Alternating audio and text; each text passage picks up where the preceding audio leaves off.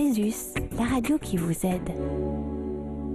Vous écoutez Radio Crésus, vous êtes dans l'émission On vous aide actuellement puisque plusieurs personnes nous appellent au standard de Radio Crésus. Par émission, il y a une douzaine de personnes qui nous appellent. On fait une émission mensuelle et donc on organise un planning de coups de téléphone. Des dossiers qu'on connaît, d'autres dossiers qu'on découvre, et donc une douzaine de personnes à raison d'une vingtaine de minutes par personne. Est-ce qu'on peut dresser un profil des personnes qui vous appellent? Quelles sont leurs situations? Généralement, ce qui les distingue, c'est qu'elles se retrouvent en très sérieuse difficulté, donc en situation de surendettement.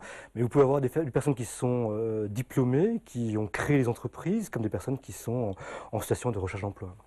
On dit qu'il y a de plus en plus souvent des classes moyennes, et ça c'est assez nouveau, c'est exact? Oui, classe moyenne et même classe supérieure, oui.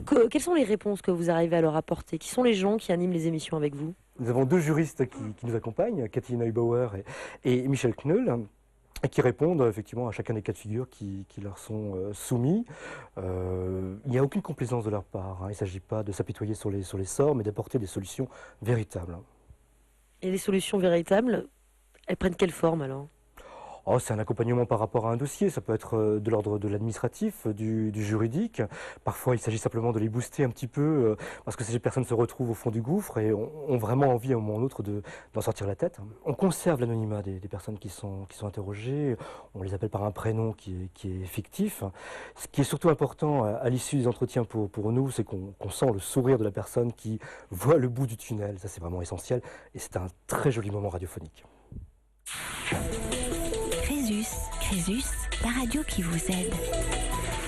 Voilà, et sachez pour conclure cette émission que Christine Lagarde, ministre de l'économie, a proposé aux associations de consommateurs fin octobre une réforme censée améliorer la situation des familles surendettées, réforme qui devrait être adoptée début 2010.